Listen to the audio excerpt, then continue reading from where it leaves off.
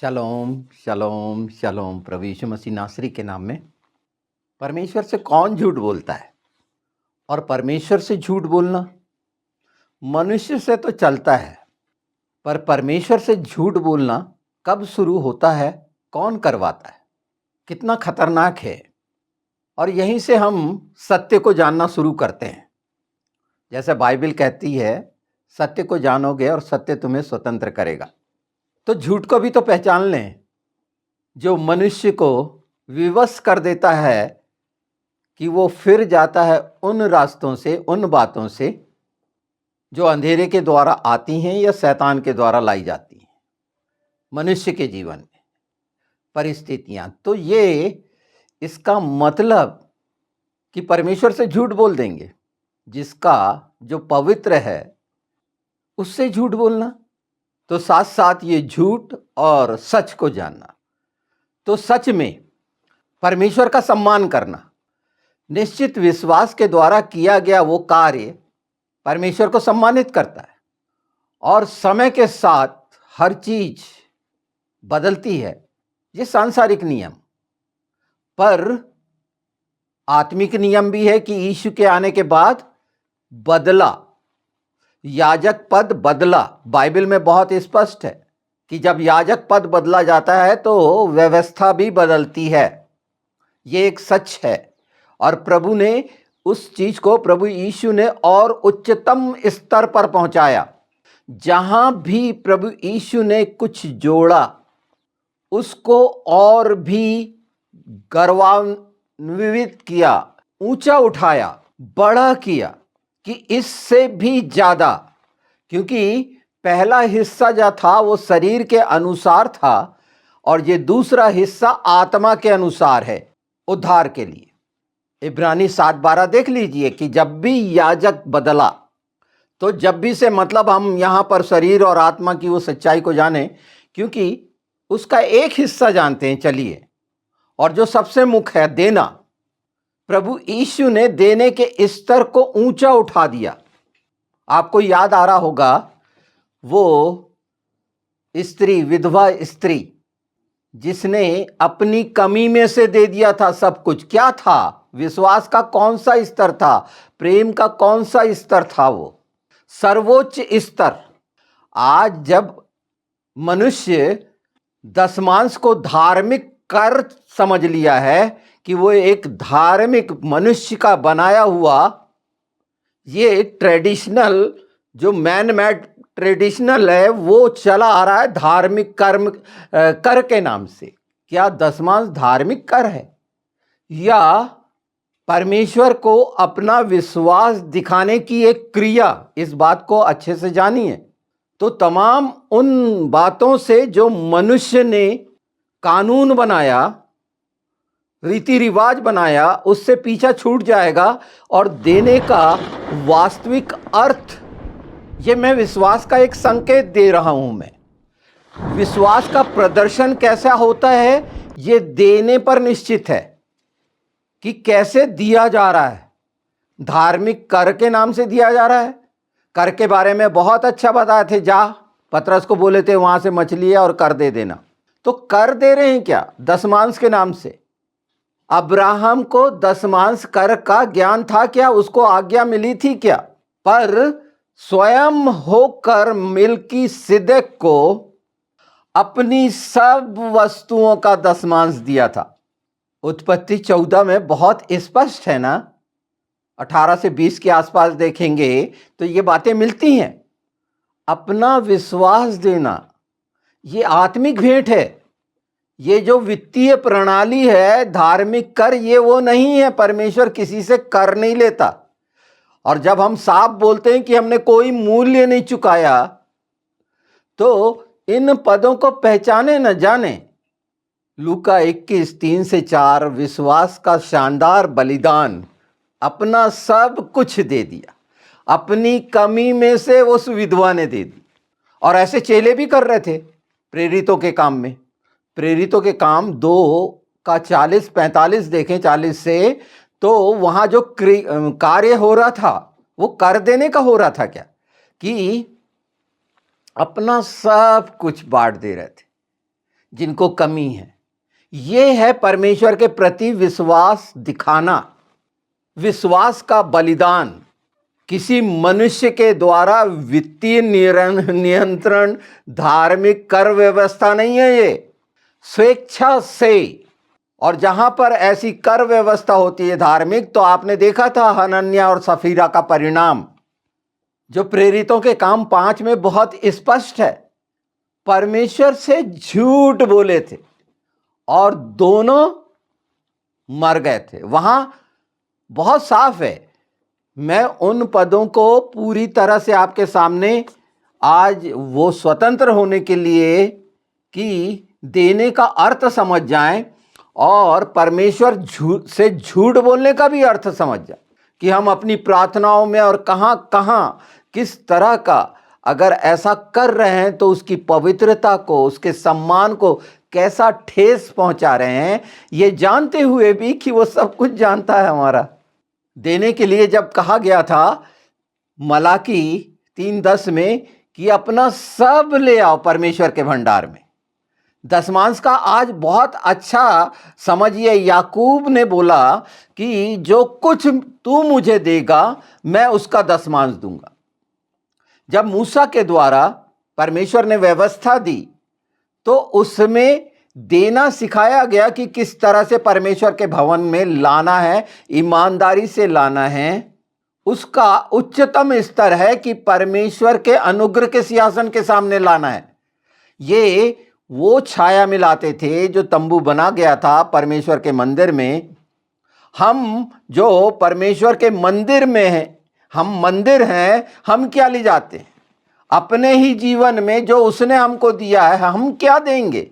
हम अपने जीवन में क्या दे रहे हैं जिसको प्रभु बना के हमने सिंहासन पर बिठाया है?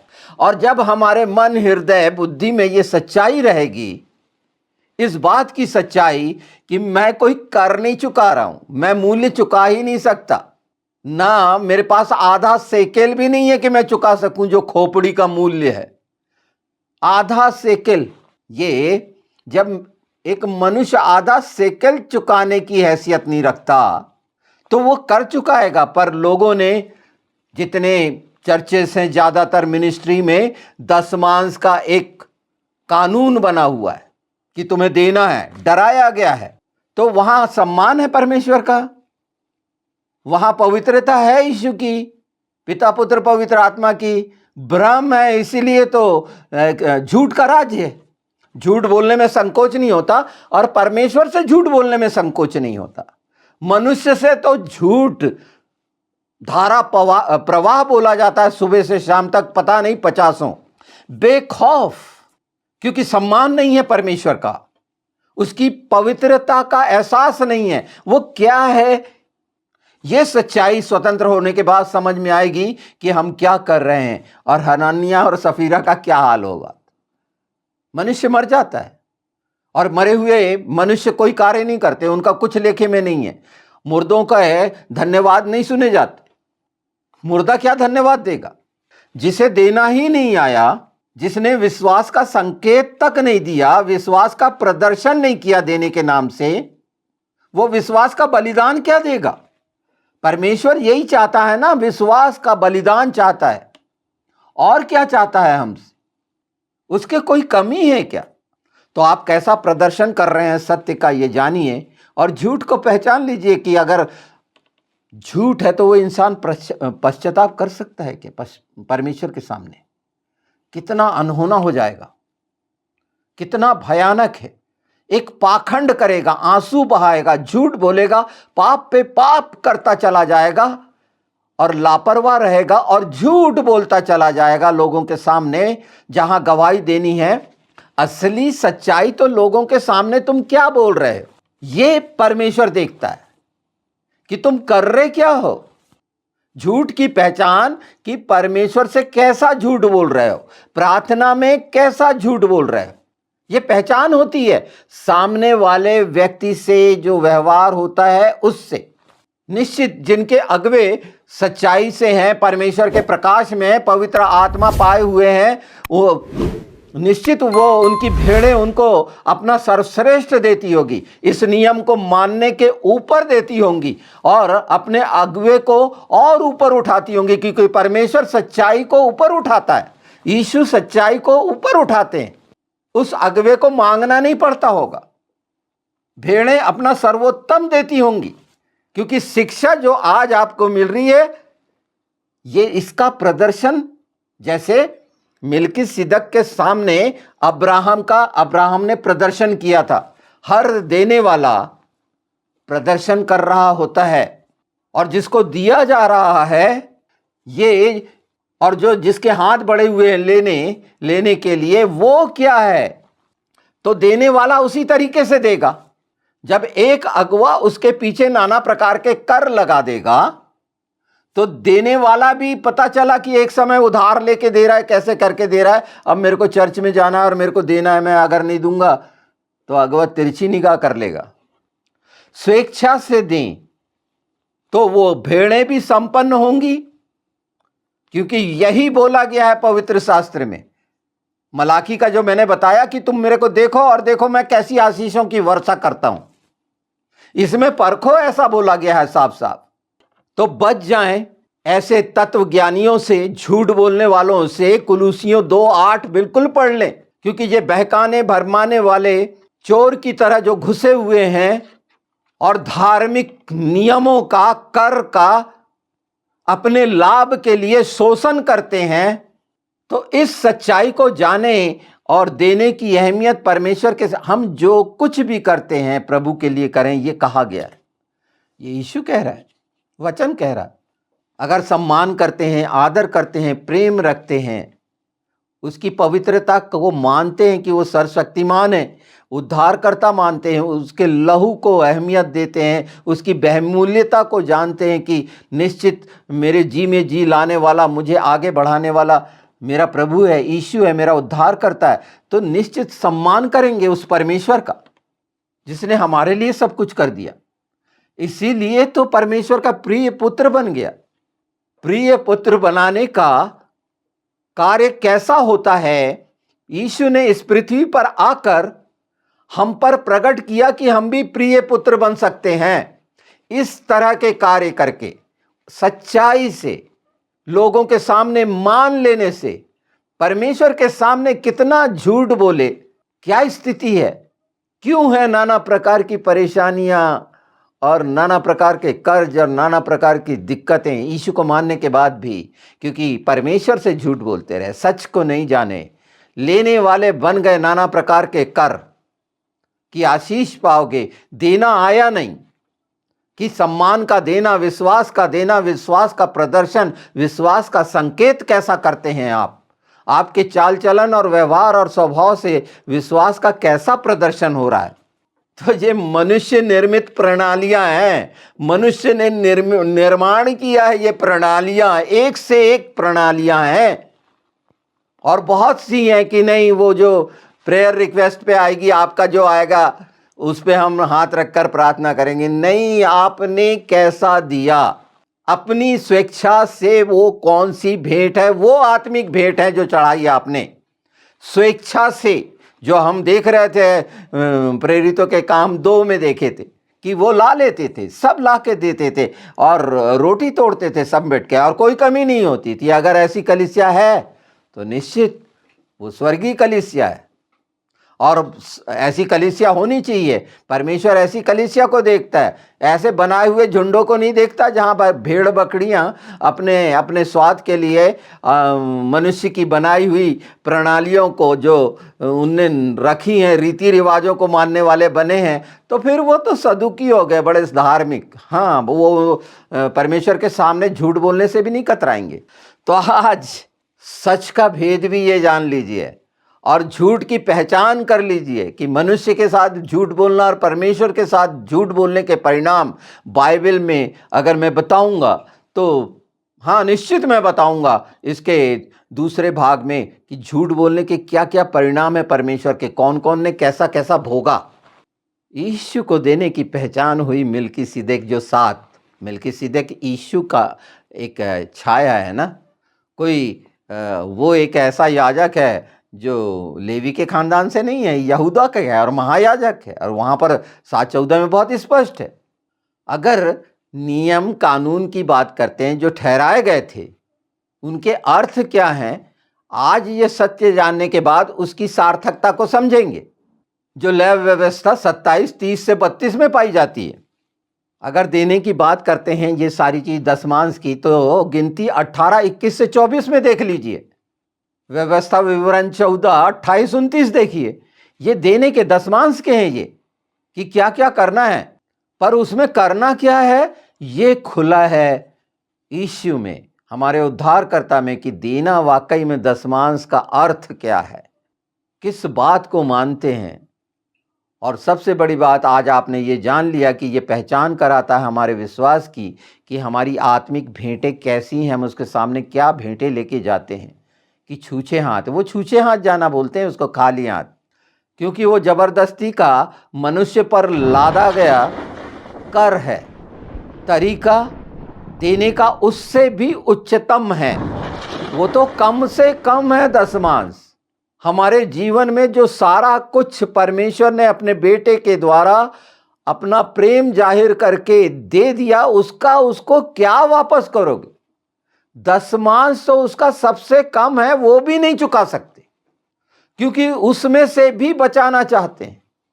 तो ये कौन सा काम है? परमेश्वर के सामने झूठा बना रहना, जिसने सब कुछ दे दिया, सब कुछ पा लिया। जैसे प्रभु यीशु ने अपनी तमाम प्रधानताएं और ये सब उतार फेंक के मनुष्य की जितनी है उतार दी और सब कुछ स्वर्ग से पा लिया। दूसरा कुरिन्थी 9:7 में कहा गया है, ये बहुत खूबसूरत है, जो कुछ भी देते हो हर्ष से दो, हर्ष से, खुश होके। आपका प्रदर्शन होना चाहिए, वो कम से कम क्यों ना हो, विधवा जैसे। यीशु ने कहे उसने अपना सबसे ज्यादा दिया। वहां 2 तोड़े की बात नहीं थी, उस गिनती की बात नहीं थी। उसने चिंता नहीं किया। सम्मान का एक सर्वोच्च स्तर का प्रकट किया जाना है वो इस विधवा स्त्री के द्वारा। और ये अगर इस सच्चाई को हम जान लेंगे, जो बाइबल की सच्चाई में, वचन से बाहर नहीं बता रहा मैं, किसी का विरोधी नहीं हूं, मतलब जो अपना अपना काम कर रहे हैं उनसे मुझे कोई लेना देना नहीं। अगर आप उस चुंगल में फंसे हैं, उस षड्यंत्र में फंसे हैं, तो परमेश्वर के लिए करना सीखें। ये झूठ और सच की पहचान, कि झूठ के क्या परिणाम है और झूठ के साथ रहने के क्या परिणाम है, वो जीवित कलीसिया नहीं हो सकती। जो मनुष्य को अपने धार्मिक करों में फंसाई है, अपने द्वारा निर्मित विधि विधान बना के, कानून बनाकर जकड़ी है, ऐसे लोग और मरते चले जाते हैं, बिगड़ते चले जाते हैं। अब आप साफ साफ देख रहे होंगे, अपनी कलीसिया में घटना देखें, सारी चीजें देखें, बताने वाले को सुने, जो बता रहा है उसको पहचाने कि बाइबल का सच क्या है। उसका एक बहुत खूबसूरत पहलू मैंने आपके सामने रख दिया है कि इस रीति से पहचान सकते हैं, क्योंकि हम सब देना चाहते हैं, तो वो भेंटें उचित जगह पर जाएं। किसी को प्रतिबंधित करके लेना, बाध्य करके लेना कहां से उचित है? डरा के लेना होता है, और जिसको डराया जाए वो झूठ बोलेगा, वो सच्चा नहीं रहेगा। ये इतना सरलता से आप पवित्र आत्मा के द्वारा सुन रहे हैं, ये आपके द्वारा ये सच्चाई को बोलना, करके दिखाना आना चाहिए। परमेश्वर का विरोधी बनने से ज्यादा अच्छा है कि वो धार्मिक कर्मकांडों के विरोधी बन जाओ। किसी का, मनुष्य का विरोध करना, क्योंकि आपके ऊपर कोई भी और किसी तरह का, ये जान लीजिए कि हमारा सिर यीशु है, आपके ऊपर कोई अगुवे का सिर नहीं है। अगर वो ऐसा गलत कर रहा है और आप परमेश्वर के सामने पूरी सच्चाई से अपना समर्पण किए हुए हैं, तो ये सच्चाइयों को अपनी कलीसिया में बोलें, इस बात को हर जगह पर बताएं ना। ये बात बताई ही नहीं जाती कि सच्चाई बाइबल की क्या है पवित्र आत्मा के द्वारा, कि परमेश्वर की कलीसिया उच्चतम स्तर पर हो और प्रकाशित हो। मुझे मनुष्य से विरोध करके ये मिनिस्ट्री और चर्च से कुछ लेना देना नहीं है, क्योंकि इनसे मैंने बहुत पहले कह दिया, जो बोलना भी नहीं चाहते। परमेश्वर ने मुझे इस सच्चाई के साथ अलग रखा है, मैं किसी भय में नहीं हूं जिसके कारण संगठन बनते हैं, यूनाइटेड होते हैं। मेरे लिए जो समय रखा है वो उसे कोई नहीं रोक सकता। जो प्राण बचाने वाले हैं वो ही इस तरह की गंदी कार्य करते हैं, परमेश्वर को तुच्छ ठहराते हैं। और अविश्वास का वो प्रकटन है ये कि परमेश्वर पर विश्वास नहीं करना, पवित्र आत्मा पर विश्वास नहीं करना, यीशु पर विश्वास नहीं करना। शरीर के तरीके से इकट्ठा होने की क्रिया को क्या बोलेंगे? शारीरिक बल से जीतोगे। शारीरिक बल के लिए सिखाया गया है कि हमारी लड़ाई आत्मिक लड़ाई है। तो आत्मा में इकट्ठे होने के लिए वो बड़ा बैनर लगा के कि ये इसके तहत एशिया के ये चर्च हैं, ऐसा लगाया जाएगा क्या? वो बचाने आएंगे चर्च? कोई भेड़ बचाने आएगी आपको? कोई अगवा बचाने आएगा आपको? ये कहां भागेंगे पता नहीं। इस तरह के जो हैं ये मजदूर, ये कहां होंगे आपको पता भी नहीं होगा। इसके कई कई उदाहरण हैं, पर सच्चाई ये है कि बचाने वाला सिर्फ यीशु है, पवित्र आत्मा है, परमेश्वर का वचन है। इसके अतिरिक्त आपको कोई नहीं बचा सकता। जो शिक्षा देने वाले हैं बिल्कुल ठीक है, प्रचार कर रहे हैं, सुसमाचार दे रहे हैं, पर वो बचा नहीं सकते। वो आपको सच्चाई बता रहे हैं और आप स्वतंत्र हैं चलना। आपकी मर्जी है कि उसमें आप कैसे चलते हैं, पर आपकी स्वतंत्रता को ये छीनते हैं और ये बता के कि तुमको ऐसा ही करना है। इन्हें अपना गुलाम बना लिया है अपने जीवन यापन, जीवन उपार्जन के लिए। परमेश्वर का प्रेम सच्चाई को प्रकट करता है और वो पूरे साहस से, पूरी सच्चाई से, उसकी पूरी पवित्रता को ध्यान में रखते हुए, उस प्रभु के पूरे प्रेम को ध्यान में रखते हुए, उसके सम्मान को ध्यान में रखते हुए पवित्र आत्मा ले जाते हैं। हर बात अपनी जगह पूरी रीति से सच्चाई के साथ होती है। अगर इस तरह का हो रहा है तो बचें, उसमें से निकलें। ये उदाहरण है आपके सामने। तो परमेश्वर के उपकार, कृपा के लिए आप कितना कृतज्ञ हैं, उसकी करुणा के लिए। वो अपनी आत्मिक भेंट परमेश्वर को देकर आप प्रकट करते हैं। ये है वो सच्चाई। आपकी कृतज्ञता दिखती है कि सचमुच मुझ पर कितनी दया हुई।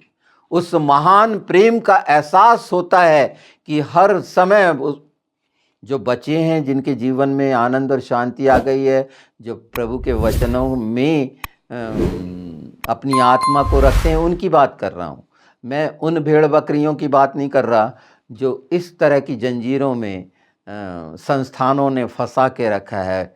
वो दिखाने के लिए करते हैं, पर घर में कलह है, आत्मा में वो आनंद और शांति नहीं है।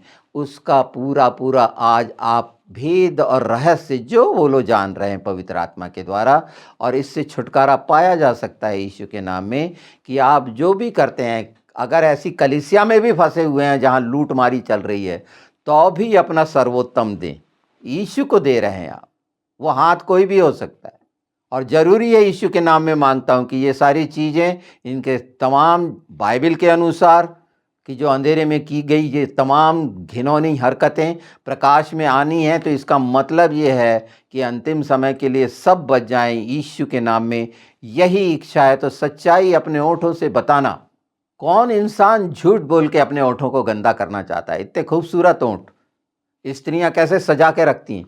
ओंठ बहुत सुंदर हिस्सा है मनुष्य के जीवन का और एहसास का। हर कोई ओंठों को देखता है, बिल्कुल पता नहीं क्या क्या है, पर उसकी सबसे खूबसूरत बात यह है कि उसको खूबसूरत इस तरह से बनाया जा सकता है। पर उसमें अगर गंदगी निकल रही तो जो सबसे खूबसूरत हिस्से को झूठ बोलकर, बुराई कर कर कितना गंदा कर दिया है। और बुराई तो कोढ़ है, यानी ओंठों पे कोढ़ हो जाना। एक छोटा सा बुखार निकलते तो दाने हो जाते हैं ना इधर इधर, तो कितना बुरा लगता है। छाले से हो जाते हैं ओंठों में तो कैसा बुरा लगता है, मुंह छिपाता है इंसान। पर परमेश्वर के सामने झूठ बोल के, जबकि पूरा का पूरा मुंह वो कोढ़ का बहता हुआ पीप से गंदा पड़ा हुआ है, उसको कैसे खुलेआम दिखाता है मनुष्य। क्या पिता पुत्र पवित्र आत्मा नहीं देख रहे? कितने झूठ में पड़े हैं शैतान के और उन लोगों के जिनको शैतान इस्तेमाल कर रहा है, तो आपका भी दायित्व बनता है, कर्तव्य बनता है कि इस सच्चाई को जैसे-जैसे आप जान रहे हैं, ये यहीं समाप्त नहीं हो गया। ये हमने शुरू किया है और पवित्र आत्मा इसे आगे जब ले जाएँगे, क्योंकि अम, ये हमारे आत्मा की तैयारी है कि हमारी आत्मा आनंदित होकर परमेश्वर के राज्य के लिए अपना सब कुछ देने के लिए तत्पर रहे। और सब कुछ से मतलब मैं आपकी धन संपदा की बात नहीं कर रहा, पैसे कौड़ी की बात नहीं कर रहा। ये तो धार्मिक कर लेने वाले पैसे कौड़ी की बात करते हैं। यहाँ तो सर्वोच्च वो स्तर की, जो आत्मिक स्तर की, कि आप आत्मा में भरे रहें, जीवन के वृक्ष के फलों से भरे रहें। ये स्वभाव बन जाए। देने की प्रक्रिया एक स्वभाव बनाती है। मैंने बोला था ना, विश्वास का संकेत, विश्वास का प्रदर्शन आप करते हैं। कैसा करते हैं? विश्वास का बलिदान कैसा करते हैं? इसी के द्वारा तो जाना समझा जाता है। और जीवन में अगर खुशियाँ पाना है, अपने जीवन में आत्मा में खुशी पाना है, शांति पाना है, तो इस सच्चाई को जानकर, इस रास्ते पर जो यीशु का मार्ग है, वचन की सच्चाई का, जिसमें वो शिक्षा देता है, उसको अपनाना बहुत ज़रूरी है। और इसी आशा से जो निश्चित पूरी होनी है यीशु के नाम में आप सबके लिए। शलोम।